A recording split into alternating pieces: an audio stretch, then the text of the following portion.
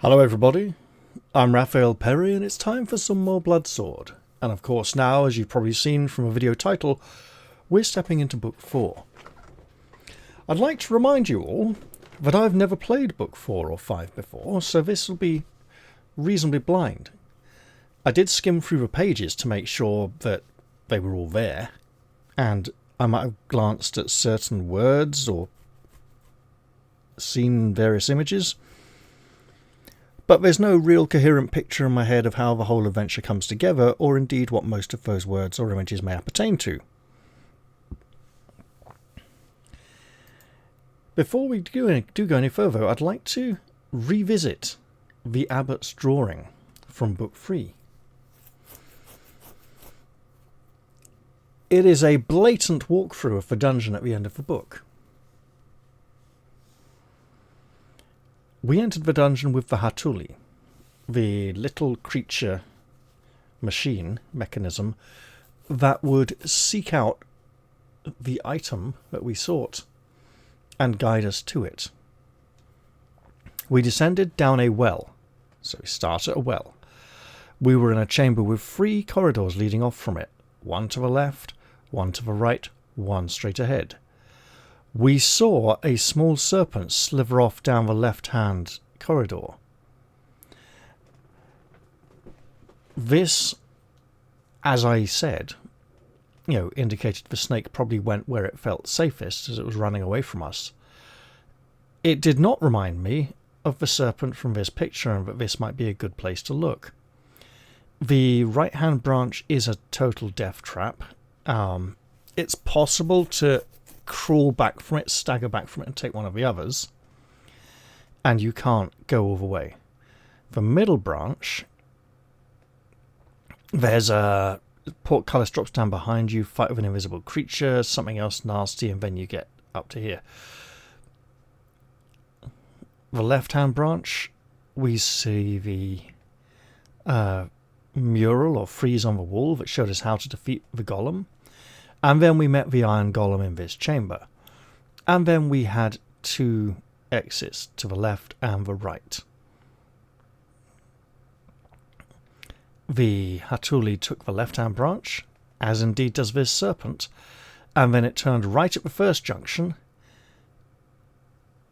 And we got the room with the jackal-headed feature. Oh, hang on. Oh. And then we went this way at this junction because that way would have gone down to there, and then it was like left at the second junction, and then there's the objective right there. So literally this is a map of the safe route through the dungeon, so we probably don't need it for a later book. Now I want to go over a few interesting things here when it comes to the beginning of Book 4, right? If you completed the 3rd book in the series, The Demon's Claw, you will carry over the same adventuring team you to use in this book. Your characters will have the abilities, rank and equipment with which they ended their last adventure. Now,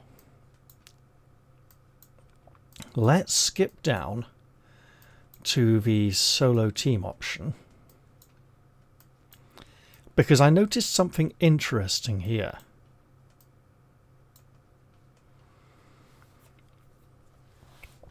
In other words, it is just the same as if there were 4 players, but all the characters are run by the same person.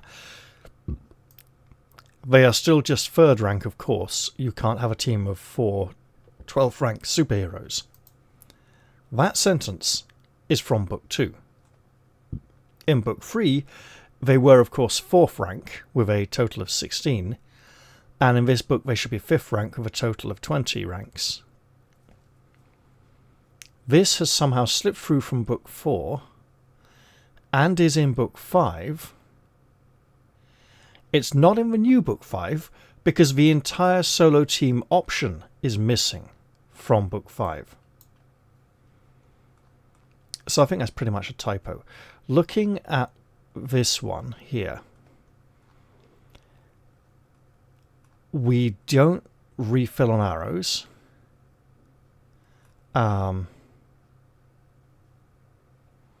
If you're playing a character from book 3, you already know what equipment you have. Whereas here, this is purely for making new characters. And additionally, we don't get any extra money. We're literally picking up where we left off. We, of course, have the Enchanter's Magic section. And then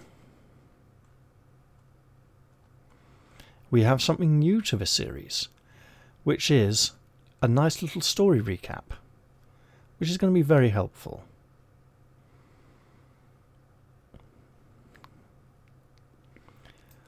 Your life of carefree adventuring was changed forever when you met an old harpist in the hills of Craft.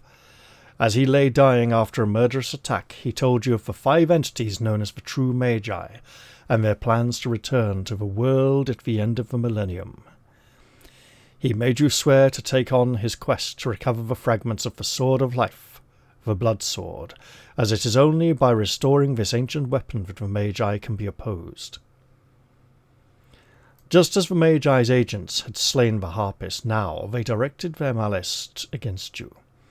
Battling against terrible odds, you finally succeeded in restoring the Blood Sword, only to have it stolen from you at the moment of his descent into Sheol by your ancient arch-enemy, Icon of Yamato.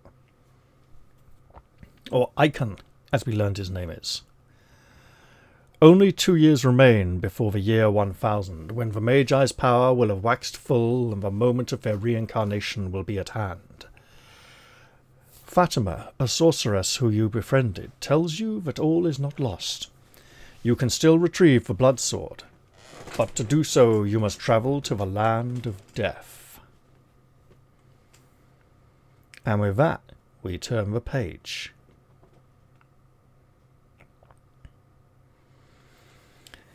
Fatima leads you through the garden to a pavilion where silk-clad servants provide you with food and drink. For a short while you are able to relax, listening to the songbirds in the trees. The sun rises higher, scorching the dew from the grass and raising a sultry fragrance from Fatima's exotic flowers. But even in this idyllic setting, you cannot forget the urgency of your quest. When you speak of this to your hostess, she sends the servants to fetch new equipment for you. Any player who needs new arrows, weapons, or armor can re-equip them from the selection she provides. So now, we get to refill our arrows. Remy's already on full. Brother Kern, on the other hand, not so full.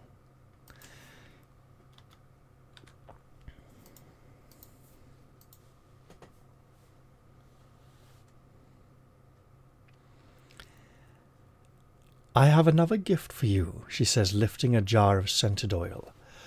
This is an ointment of healing, a magical preparation that soothes and cures the pains of battle. If any player is wounded, Fatima rubs some of the oil into his or her wounds, which then miraculously disappear. All players can restore their endurance scores to maximum. So the healing takes place in adventure, rather than in the character creation section. Slightly different to the way things have been done before, but it works. There is enough oil left in the jar for 10 applications, and each application will heal 2 dice of endurance. Note down on your character sheet that you have the jar. I think we're going to give Sir Alwyn the jar, because his pack has the most space in it. Ointment of healing.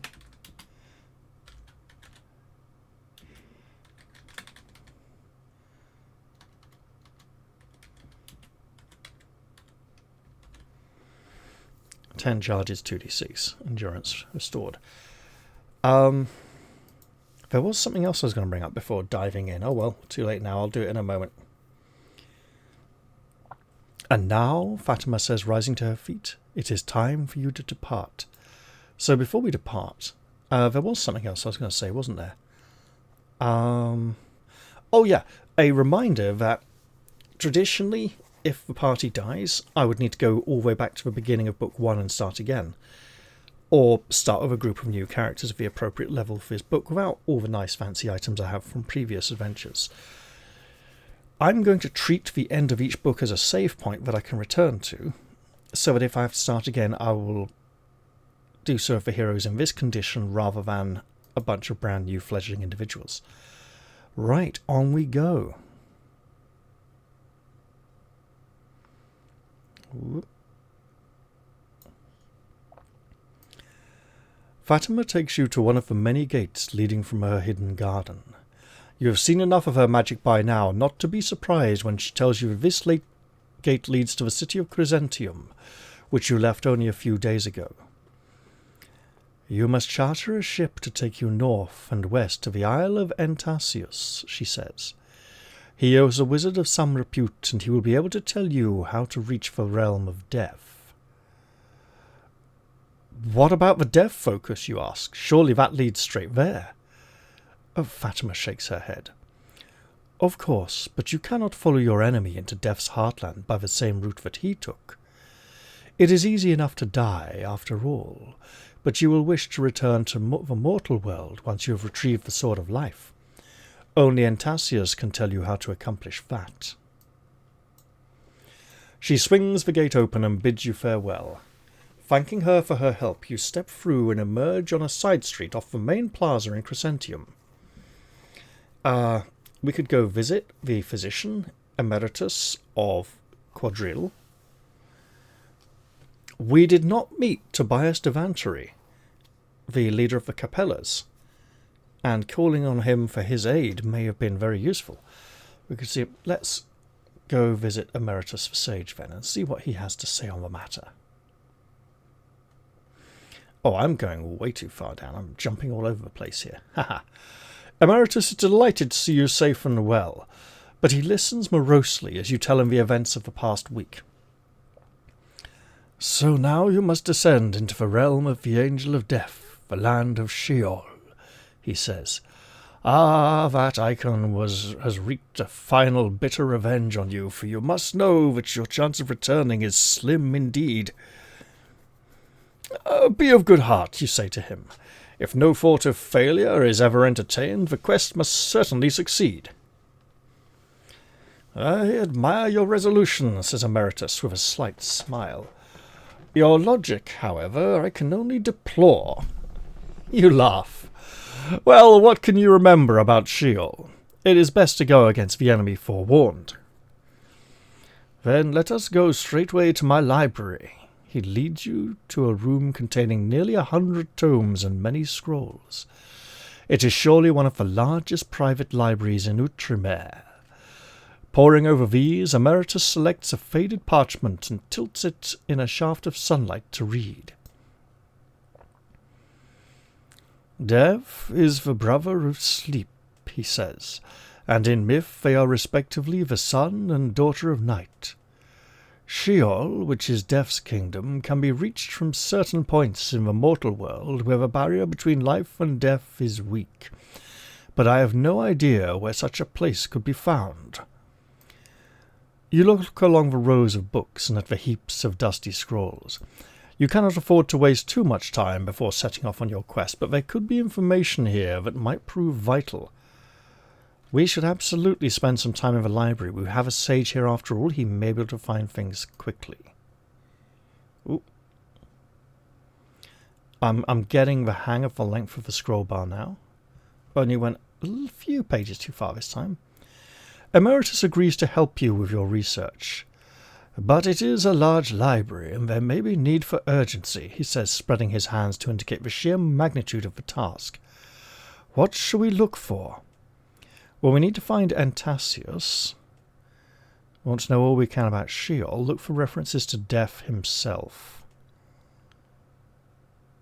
Well, let's try and ignore this on the left here, because it looks like it relates to Entasius and some kind of ghost or spirit.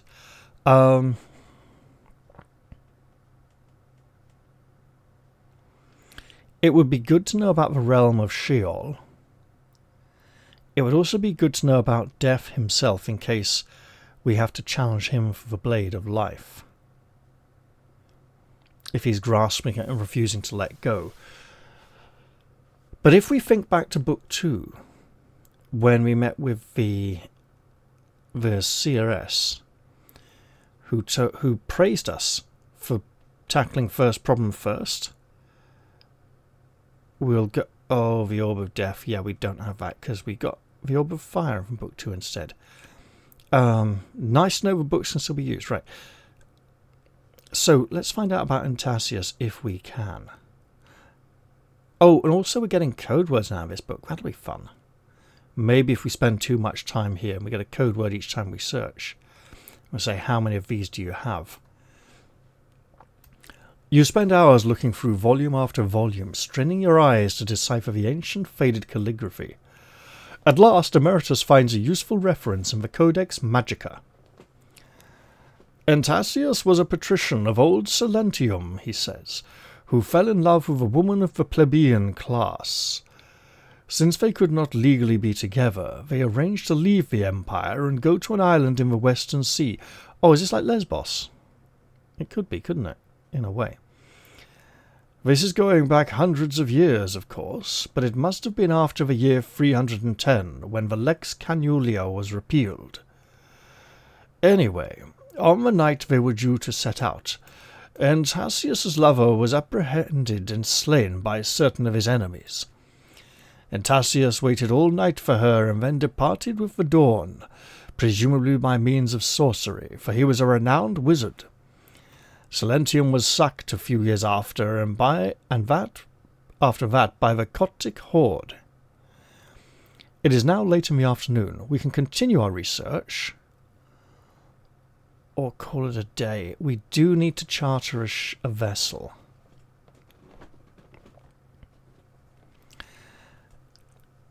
I think we'll try one more time. The thing is, if we fail to get on a ship today, will there be a ship tomorrow going the day we want? I think we try.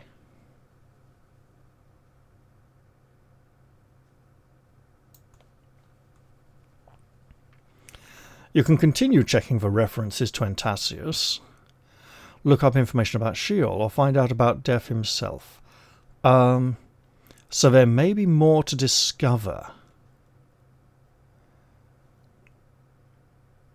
Let's look up references about Death himself, see if there's anything particularly useful. And we may be spending too long in the library. We shall not spend any longer. You discover from various books on mythology and hierology that Death is an archangel called Azrael. He rules over a grim land of lost souls, the country of Sheol, where he stands in the centre of a vast plain from which he can survey all his subjects. According to one source, Azrael has innumerable eyes, so that he can behold all of time and space at one glance. Very little happens that escapes his notice, and whenever one of his eyes closes, a human life is snuffed out. It is now late in the day, and you are tired. The musty air of the library is stifling, and the subject matter you selected is made for a depressing read. You decide to sleep in order to reinvigorate your spirits. Well, we couldn't go to the Capellas for help, so it's probably good we spent the whole day here searching for knowledge. That is wise, says Emeritus. You need rest after your recent adventures. Tomorrow we can decide the best way for you to set about the next phase of your quest. You realize that you are mortally tired. Thanking him for his help, you go with his servants to a bedchamber that has been prepared for you, and there fall immediately into sleep.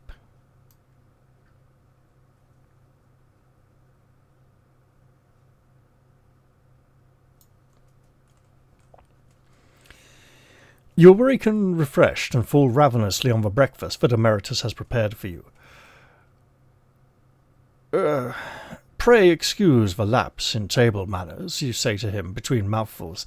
In a life of adventuring, one can never be sure when and where one will get the next meal, or what it will consist of. He gives a wave of his hand. Please, eat your fill. We can talk after breakfast. There's been no mention of his wife yet. I wonder if she was mostly there for the shock value of pointing out that she was his wife. I hope not. It would be nice to have some sort of token acknowledgement of her existence after this, so she continues to exist as a character in the world.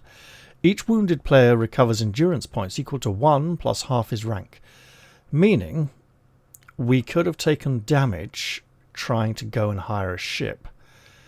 We probably wouldn't have taken damage going to visit the Knights Capella unless we offended them in some great way. Maybe...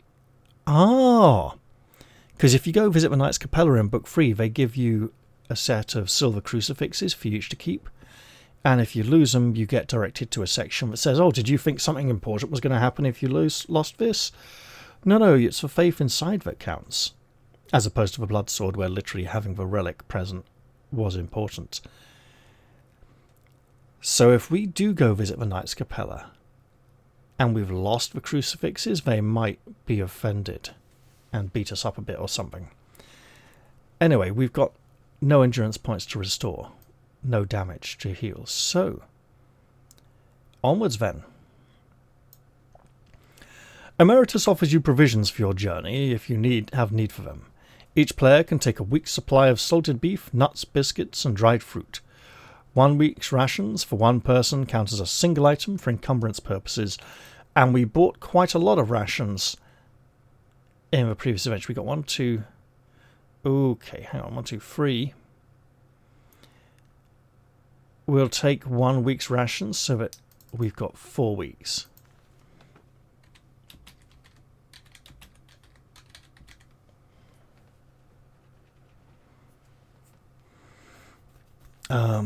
Still not.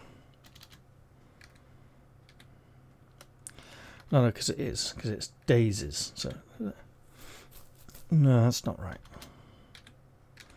That looks right, but it might not be. Because you get a week's worth. Yeah, I think it is. Right. Apart from this, I can give you little aid, he says. I do not charge my patients, so I'm far from being a rich man.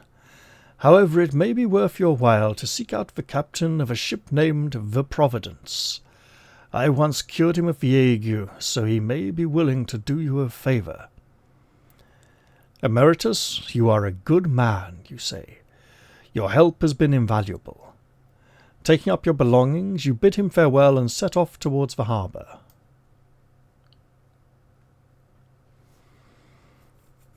Perhaps, if we'd tried to book passage on a vessel the night before, we may have had a run-in with some old associates of the tricksters.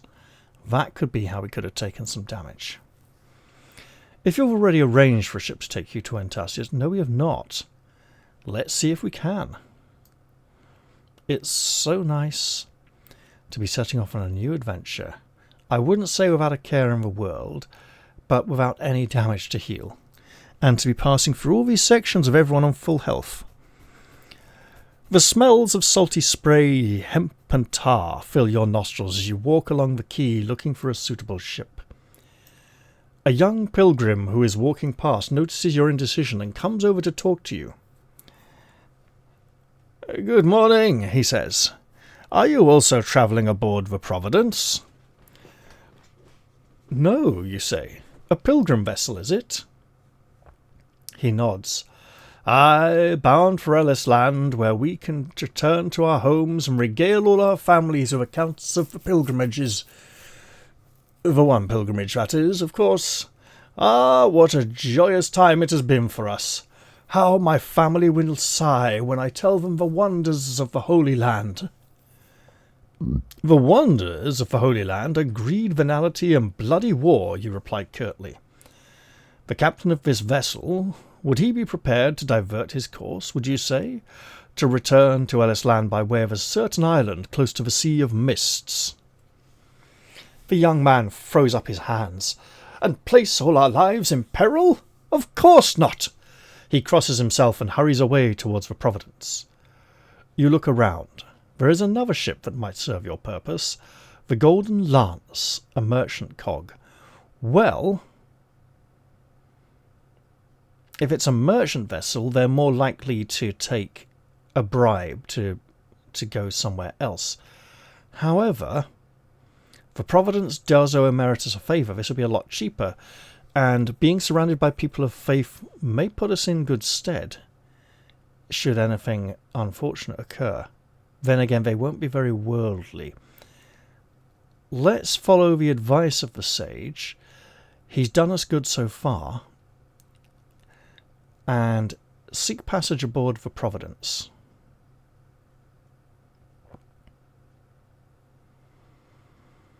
Now, I can only think of one or two game books where literally the first choice could doom you to failure. And I can't even remember what they are. So I'm going to approach this with the mindset that it's got a similar sort of structure to the other books in the series, where it's kind of similar to Lone Wolf, where you get like a flowchart that diverges and converges and diverges and converges. You push through a throng of chattering pilgrims and go up the gangplank. After making your introduction to the first mate, you are taken to see Captain Puldrow. He is a gangling scarecrow of a man, and when he speaks you notice a slight Cornumbrian accent. "I have 100 good pilgrims wanting to return to their homes in Illness Land," he says after you've explained why you've come to see him. "Homes that some of them haven't seen in years, and here you are asking me to delay that joyous homecoming by steering a long course, and by the way to the Sea of Mist, no less. A more foul and evil stretch of water it would be hard to find on God's earth. No, I cannot do what you ask under any circumstances. The risk of my ship, myself, and my passengers is too great." The risk too. If you've seen Emeritus since your return to Crescentium, we have indeed. No need to check the other option.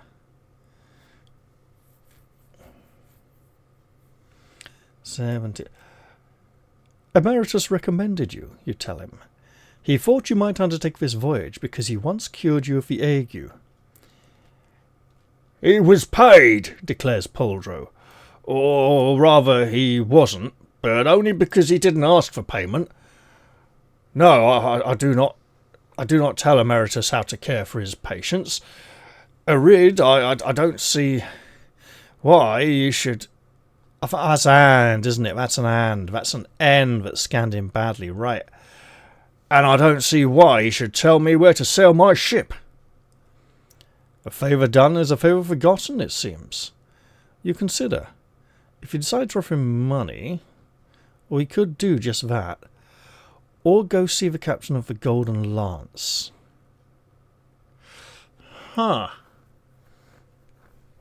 We do have a lot of money. If we go to the merchant vessel, they will also want money. They may protest less and put up less of a struggle, but conversely, if they have a cargo that they want to take and sell somewhere, they're going to want to go to that place instead. Let's offer him some money first and see how that goes. We got a few hundred. "What amount will you offer me that can possibly compensate for the risk?" he asks. After some haggling, it turns out that the amount in question is 150 gold pieces. "Come early tomorrow morning with this amount, and the Providence will steer the course you want," he says. "Aye, though it goes against my better judgment. But where is a man who is so content that he turned down 150 crowns? Which means we can't spend a lot of money today. 73, 63, yeah, we got it. We got it easily, with about 130 to spare. But how now will we spend the rest of our day in Crescentium?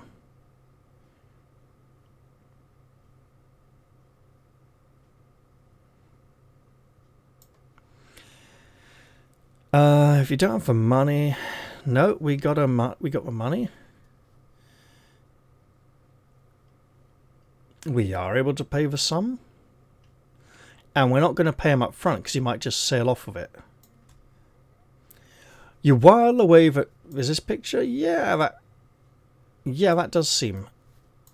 Unless... Okay, well... That's a very orcish looking individual. You while away the rest of the day in the bazaar, watching acts of sword swallowing, fire breathing and juggling, listening with interest to a storyteller. He is well into the famous tale of Simbar the Mariner, but as he gets to the part where Simbar is swallowed by a giant fish, his tale is interrupted by the call to prayer. "Pity poor Simbar," he says to his audience. "There in the fish's belly, how is he to know which direction to bow to the holy city?" There is a ripple of laughter. "Be here tomorrow," he cries as the crowd moves away. "Oh, be here tomorrow," he cries as the crowd moves away. "Be with Simbar as he is spat out by the Dendan and washed onto the beach of Nephele. Witness his swordsplay and daring do against the Ancient One of the Sea.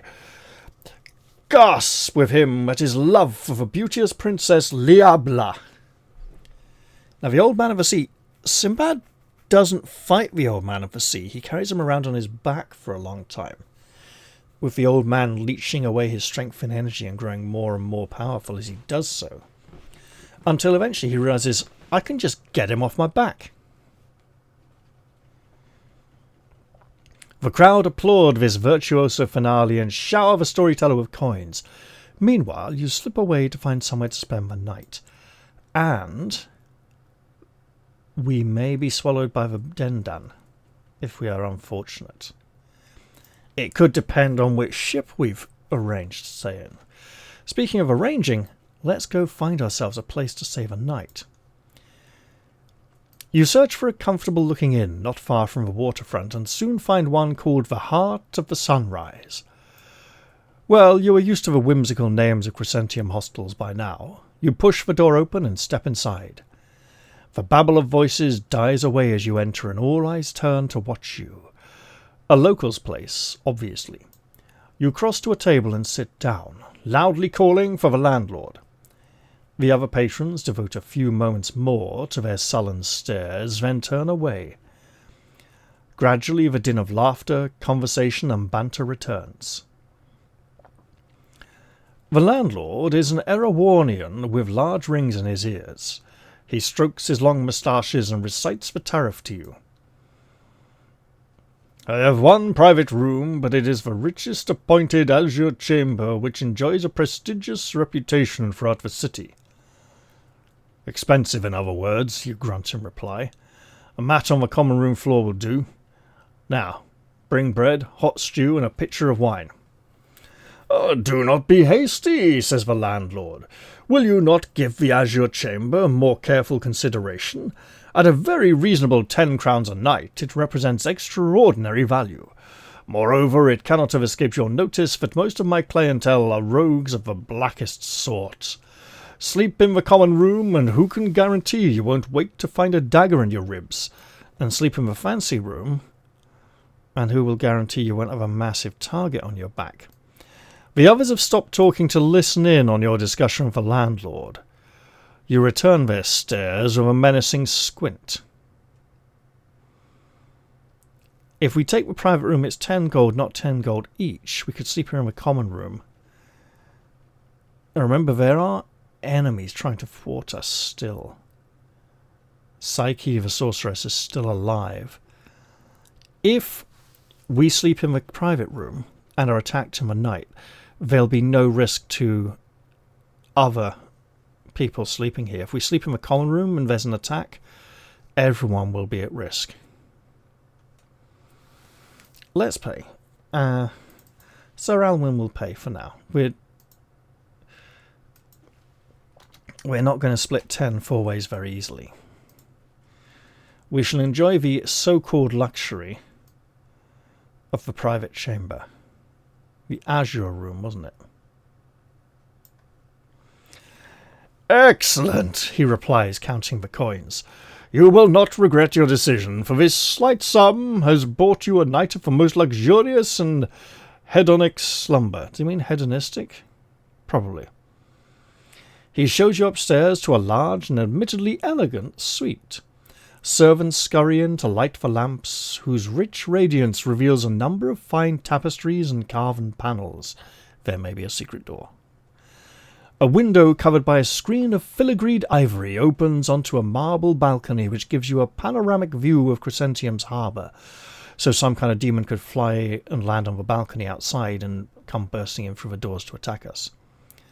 Serve dinner, you tell the landlord. We haven't paid for that, have we? That's extra. He hesitates. A sumptuous meal can be had for 2 gold pieces per person. You know what? We will enjoy the luxury. Ariadne will pay for everyone to eat. We don't need it. But this may be the last good meal we get in a very long time. And it means we get to save our rations for later. Also, we got so much money we can afford to spend a little bit. But we don't want to overspend still. Any player who wishes to eat should deduct this sum from the total of their character sheet. Total on their character sheet. The meal gives back 1 endurance point to anyone who is wounded. You dismiss the landlord and servants and settle down for the night. After a few minutes, you hear a cat squeal in the street below your balcony, and then the sound of voices urgently whispering. Oh, it's not going to be the demons again from Book 3, is it? Probably not. We could investigate. We have a trickster. It could be people trying to climb up and break in. They could have disturbed a cat as they do so. We should absolutely investigate. An old man dressed all in black is standing under your balcony. He looks up and a meaningful glance passes between you. Then he points to a group of suspicious figures standing in the moonlight some distance away. Recognizing them as men who were sitting near you in the tap room earlier, you dodge back out of sight and strain your ears and pick up what they're saying. Perhaps the old man was the cat, and there was no cat after all. Why would he warn us? Must have plenty of chink to hire the chamber, whispers one. Aye, murmurs another. We can look forward to a good night's takings. They all give furtive laughs in the manner of men contemplating great wickedness. You wonder that they haven't spotted the old man who warned you, but when you glance down you cannot see any sign of him. You retreat into the room and prepare your arms and armour. The thieves burst in a few moments later, having climbed to the balcony with a nimbleness born of long experience. They are surprised and alarmed to find you ready for them. Although they still get to act in the first round. Okay. Mag's men, apparently. Okay. I'm going to get to sort out a map. See you guys in a bit. This is looking to be a fairly straightforward fight. We got our 4 heroes here, our 6 would-be burglars here. Perhaps they meant more than to rob us, but to put an end to us. Initiative is basically going to be Remy, then everyone else simultaneously. I've got a bit of a plan, since Ariadne still has the spell of immediate deliverance prepared, and needs to get it out of her memory. I don't think we should run away, though, and leave all our stuff behind in the room. So Remy will go first, and absolutely try and murder this chap a bit. Now, I wanted to say that I could imagine a significant step up in difficulty in some of the main combat encounters in this book, because at this level, everyone in the party, apart from the Enchantress, is doing at least 2d6 damage. That's a major step up from our d6 plus 2. So let's have Remy enjoy his attack. That is a hit. Let's do some damage. 7 points of damage puts a serious injury on this fellow. Taking... Oh, but he does have armour, so... Actually, it's only 6. Knocks him down to 9. Endurance. Meaning Brother Alwyn may not quite be able to finish him off. But we'll see. So now the Magsmen are all going to go first. This one will attack Remy or Sir Alwyn. This one will attack Brother Kern or Ariadne, and the rest will try to gain entry into the chamber. And since this is all happening simultaneously, Ariadne will also be attempting to cast the spell of immediate deliverance. And since that could fail, I might as well do that now. Complexity level 2, okay. This man can reach her, however, so we'll give him a turn.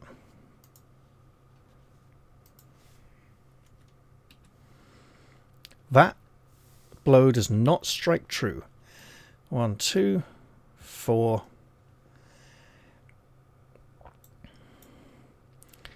Let's have Sir Alwyn attack.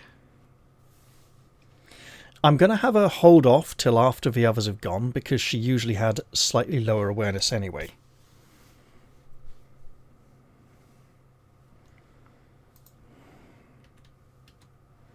He hits the fellow.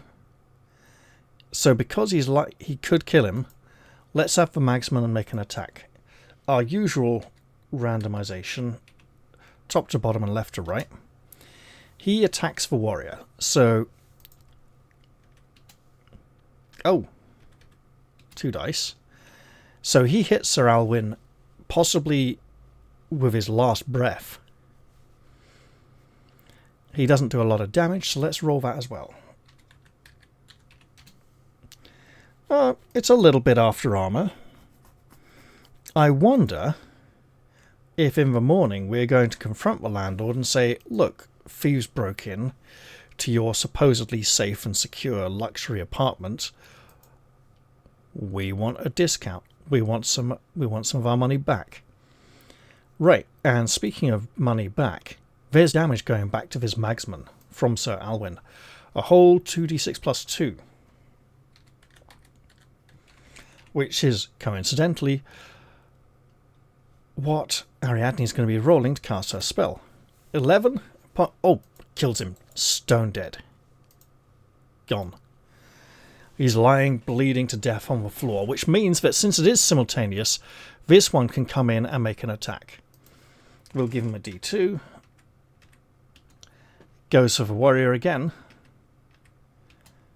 And misses completely. Brother Kern will try bop this individual on the head. Excellent. That is not quite a hit because he lacks a magic weapon. And other numerous advantages. And now Ariadne will attempt to cast her spell. Wait. He gets an attack as well, doesn't he? D2. Goes for the Enchantress. Okay. Hits. For 3 damage, which is a mere scratch after her armour. And she will now attempt to cast her spell, as this one, who now cannot get into the chamber, will come in this way.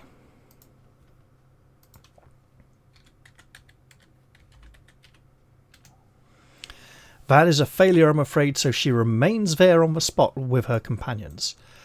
And they do not teleport down to just over here, ready to come catch the thieves by surprise from another direction. So with that being the end of the round, this is far from being a quick thinking fight. Remy will lash out at this villain again. That's a hit. That's 6, that's 5 points of damage after armour. Takes him down to 10. They have an awareness of 7, meaning we can't easily... Okay, Remy needs to get over here because she's going to get swarmed. Oh well. It's all simultaneous. Right, Sir Alwyn and this chap are fighting. This Magsman will randomise a target. Goes for the warrior once again and misses. Sir Alwyn, on the other hand, will also miss. Hey, it's dark, it's late at night, he wasn't expecting a fight. It can happen.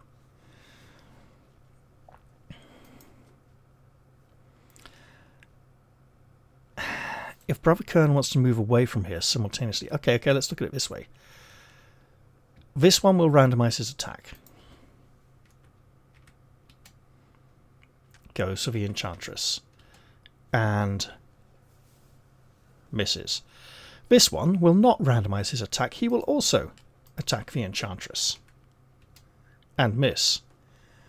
Of these two, this one will come up to here, then randomise, because they are both the same distance away, and he goes for the Sage. And lands a blow. For 1 damage, which is taken on his low-quality ringmail armour. Ringmail is the poor man's chainmail because the links don't interlock and they just kind of attach to the backing. And then this one, 2, 4, doesn't quite get to anyone this round. Brother Kern will therefore attack... yeah, this one. Spread it about a bit. That's a hit. That's 11 points of damage. 10 after armour. Seriously injures him. I said 10, not 9. Sir Alwyn has already attacked. Ariadne will attempt to cast her spell now on 2d6 plus 1. Nope. Fair enough. Remy's going to do something different now. Because he has a higher initiative, he can go like this. He'll cut in here and attack this fellow before he can lap around onto the Sage. That's a hit. That's 7 points of damage after armour. A significant injury, nonetheless. And now we have some simultaneous combat occurring. Let's have this Magsman attack Remy in return because he has no other target to choose from. There we go. It's 2 points after armour because Remy's studded leather isn't going to be that great.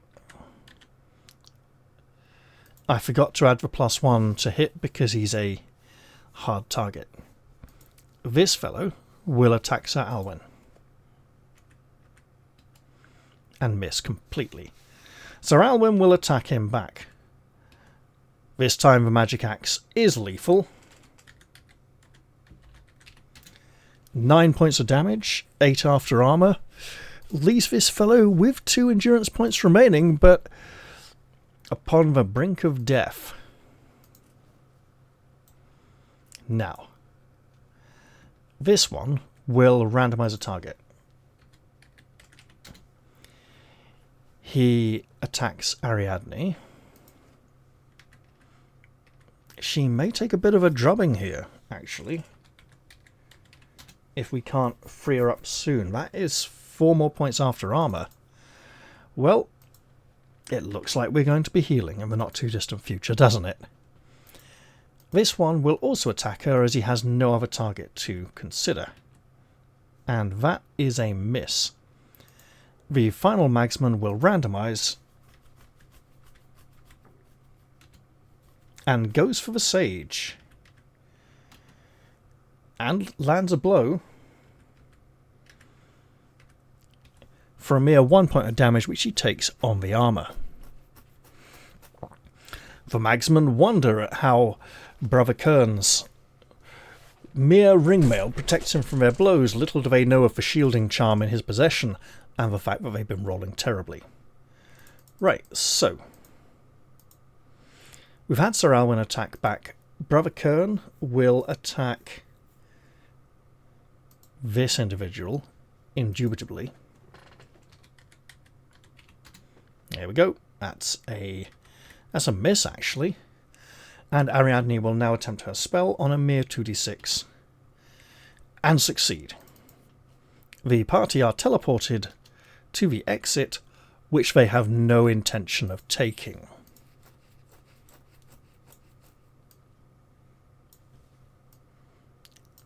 He's not part of the party. Okay, let's... There we go. New round.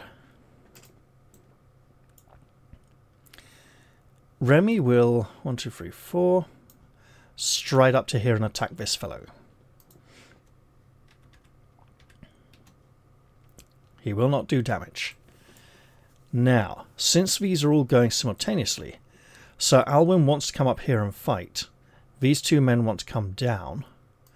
Let's have this one go there because it's a shorter distance. So Alwyn can come to here, this one can move to there. Then these can go like this. That seems fair. Oh, wait.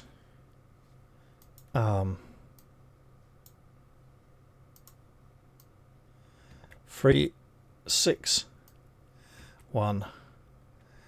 See, yes, that is correct. And then Brother Kern can move up to there. There we go. Right.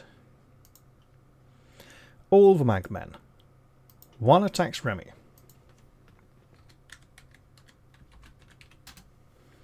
And misses completely.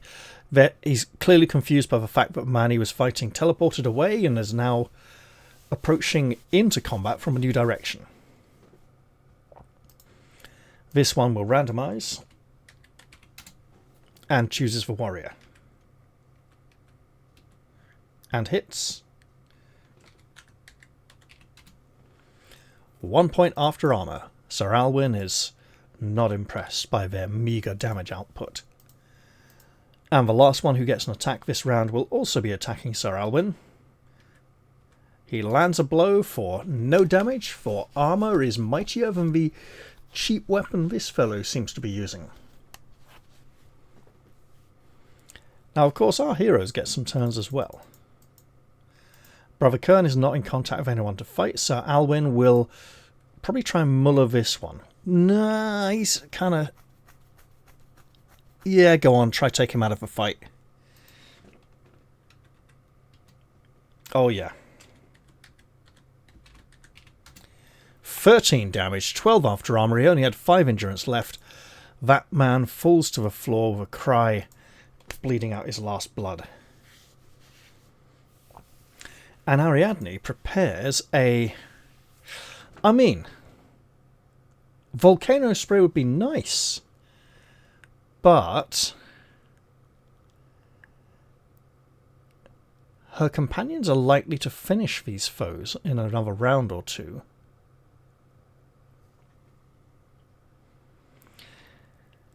Let's go for a sword thrust spell for now. It's proved a solid standby.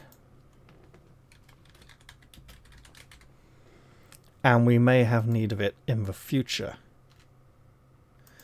Right.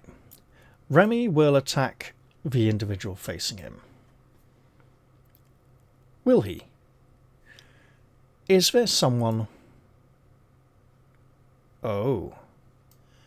Boop. Boop. Boop.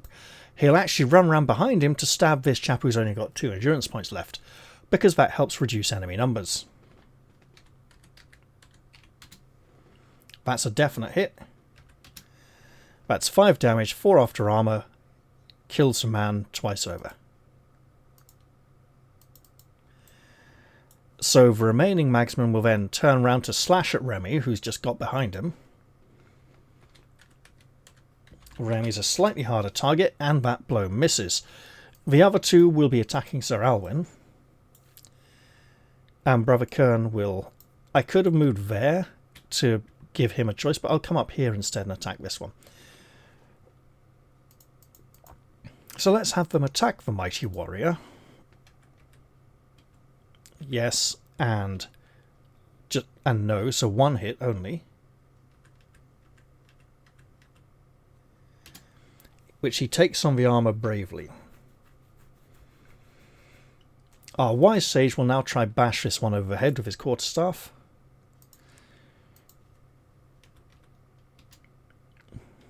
An admirable blow. 7 damage. takes him also down to 2 endurance. Basically Remy's victim next turn.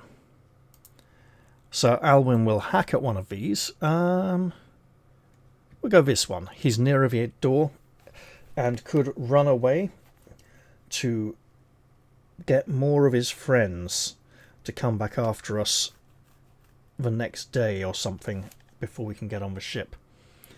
So let's try cut him up with a big magic axe. Nope. He clearly was moving towards the door a bit already, wavering, as it were. And Ariadne now has her sword thrust spell ready. She'd like to go for a more central one, but sod it, that one's right by the door, let's do it.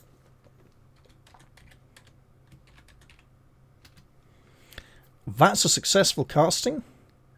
6 + 2 is 8, which is what we needed. And the sword thrust does 3 dice plus 3, which is a lot of damage to these fellows.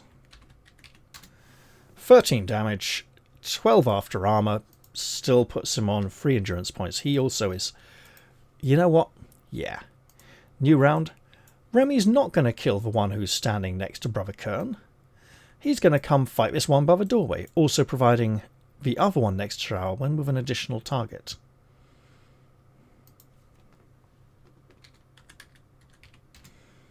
That is a missed attack, unfortunately. Of the Magsman, one will attack Brother Kern. That's a hit. 2 points after armor, so a little his first damage of the encounter. Brother Kern will return in kind.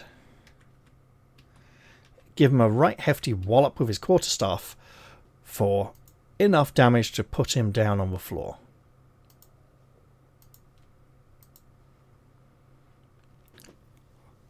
What if, in the morning, because we didn't flee, the landlord has us arrested for causing bloodshed in his establishment? Now, he did warn us there's a lot of untrustworthy types, so this kind of thing might happen here a lot. Each of these will randomize a target. We'll go for the one on the top first. Goes for Remy. Oh, joy. Remy's a bit harder to hit, and was not hit. And the other one, badly wounded by the sword thrust spell, goes for the warrior. A slightly easier target because he doesn't tend to dodge so much. Although he does block and parry quite effectively. 1 point of damage to Sir Alwyn after armour. I think we'll blatantly be using the golden snuff box of Sean Miano after this encounter. So... Remy won't attack anyway because it's not his turn. So Alwyn will attack the one who has health, because Remy can finish off the other one next turn, in theory. That's a very healthy hit. 12 points of damage after armor, very healthy, so 11 leaves him with 4. And Ariadne will remember this is book 4, and... Ooh. Because we've just had a group fight, I believe our next encounter may be a single combat. Ghastly Touch requires us to be in close combat. What if we just store up a Nemesis Bolt and save that for our next fight? Yeah, sure, we'll prepare a Nemesis Bolt spell. And if we just have to prepare another one to cast it quicker, that we shall do. A spell I believe she's only used once before in this campaign, but it should become... Yeah, now we're going for the big slower spells. Speaking of slower, Remy is not slower and will attempt to kill this thug before he gets a turn to act at all. Remy, you missed again, man. What are you doing? Well, this thug will randomize. Goes for Remy, and the other one might as well do it while I'm on the D2. Also goes for Remy. Excellent. The northernmost villain strikes Remy, the southern one does not. And then we're going for 1d6 damage. 3 points, 1 after armor. You know, it's small niggling cuts and scratches. But it is what it is. Right. Huh. Okay. Brother Kern will come down to strike this one, then Sir Alwyn can probably finish the other.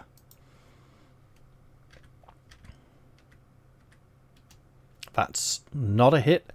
Sir Alwyn will then strike the healthier of the two. Not that that's saying very much.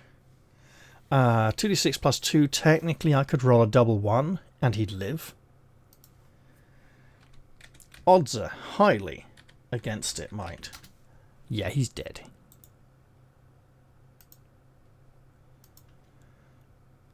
And Ariadne will not waste a Nemesis Bolt on a thief with 3 endurance points left. She'll just wait. Remy will waste his sword on a thief with 3 endurance points left and absolutely waste him. The encounter is at an end. And since the fight is over, we will resume party marching order. We'll put Remy in front again and use the golden snuff box of Shormiano, an artifact from Book 1. Remy will recover 6 endurance points, taking him back to full health. Sir Alwyn will recover 6 endurance points, also taking him back to full health. Brother Kern will recover 4 endurance points, taking him back to full health. And Ariadne will lose 5 endurance points, reducing her down to a mere 15. The total she had at the beginning of Book 2.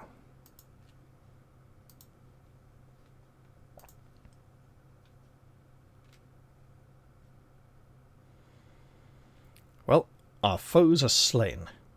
Let's hope there's no unfortunate consequences. The 6 rogues lie dead at your feet.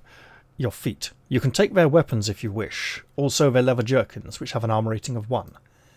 They have 6 gold pieces among them, no doubt the plunder of a less fortunate victim earlier this evening. We'll take that. Free to Sir Alwyn, and free to Ariadne, as they have each spent more money than others. Don't worry, it's coming. Summoning the landlord, you have the bodies removed. Summoning the landlord to have the bodies removed, you go back to sleep. The sun is already rising when you awake, and realizing you are late, you gulp back mouthfuls of breakfast while pulling on your clothes. Each wounded player recovers 1 endurance point for their meal, plus endurance equal to half his or her rank running fractions up for nights. So we're now rank 5, so that's 4 points back to Ariadne, puts her on 19. And as it's a non-combat section, we'll try a 2-point healing roll for Brother Kern. We lose those 2 points. What a surprise. Map Tool's dice are back, and they hate us all. As you leave the inn, the landlord rushes up with another man at his side. My brother here is a collector and dealer in curios, he begins. As you brush him aside, he adds, magical curios. We need to spend 150 gold to get on the boat. We have 79, 64, so 130, 143, 63, 207,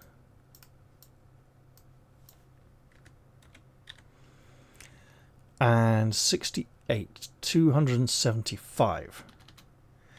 We may be able to afford 1 minor magical item, but we also need to think about the time. Especially if we arrive at the ship late and they put the price up.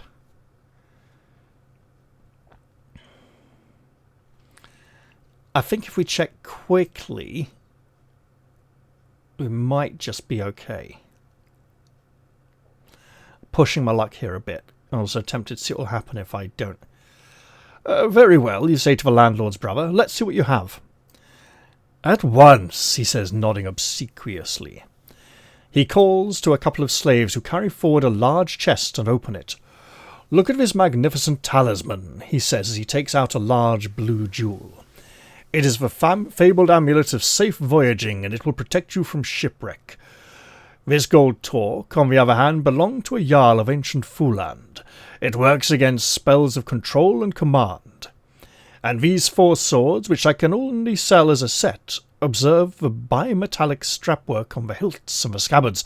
These 4 swords were enchanted by the wizard Mathor of Wayland's smithy, and always strike mightily at their wielders' foes. We could purchase them. We could ask for a demonstration.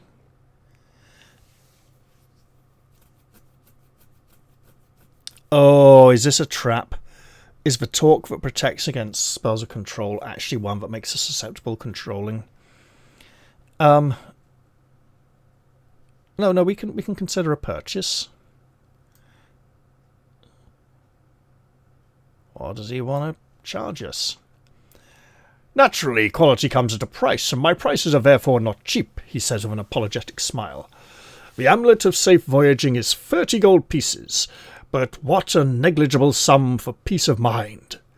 The torque of indomitable will is 35 gold pieces, and for the set of 4 swords I must ask 150 gold pieces. We don't need 4 magic swords. Can we afford 65? 65 would take us down to exactly 150 gold. Let's do it. Let us purchase the Talk of Indomitable Will and the Amulet of Safe Voyaging. Brother Kern can take the Amulet of Safe Voyaging, which I suspect may be a fake, and the Talk of Iron Will for Sir Alwyn, as he has the lowest psychic ability in the party. Let us hope neither of these are cursed. 30 and 35? Sure. So 35 gold from Sir Alwyn takes him down to 29. And 30 from Brother Kern takes him down to 33.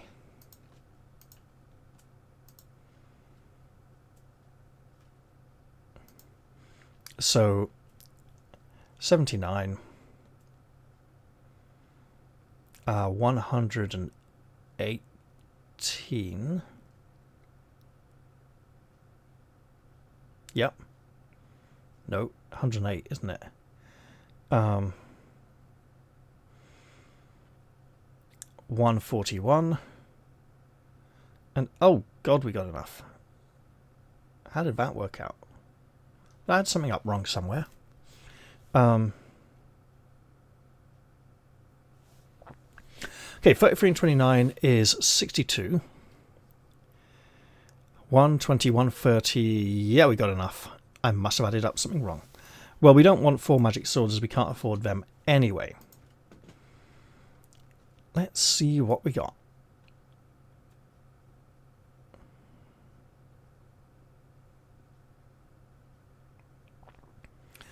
And if one of them is a dud, perhaps we can use it to trick someone else later on. Oh, we have no information. Okay. If your voyage was arranged by a letter from Sir Tobias to the captain. Nope. Paying our way, we were travelling aboard the Providence. We didn't even go to the Golden Lance. Okay.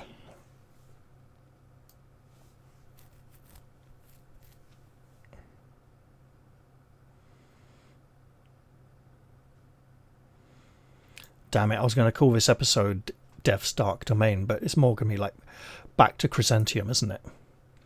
You go aboard and find Puldro on the quarterdeck, berating some soldiers for their slovenliness. "Ah, but they all serve at a low wage out of their wish to serve God," he says when he turns to you. You cannot tell if he's joking or not. "Captain Puldro," you begin. Yes. You have the sum we fixed on?" "Do we still have 150 gold crown pieces? Let's see. We have 79.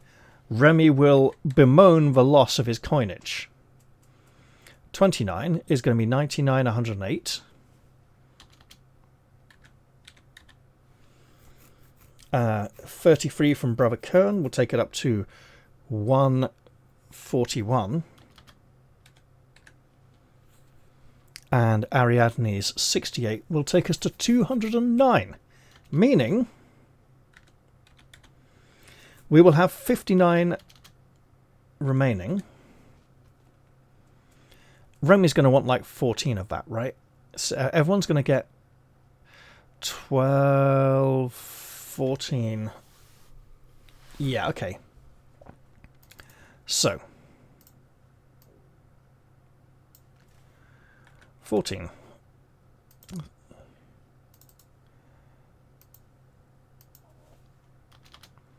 28.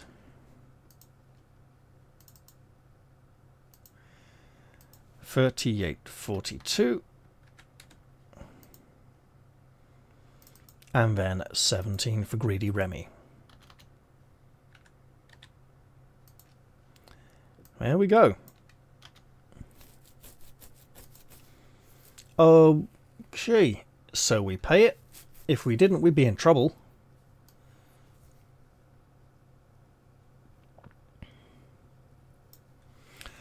Puldro struts up and down on the bridge, waving his arms like an excited grasshopper as he screeches orders to his crew.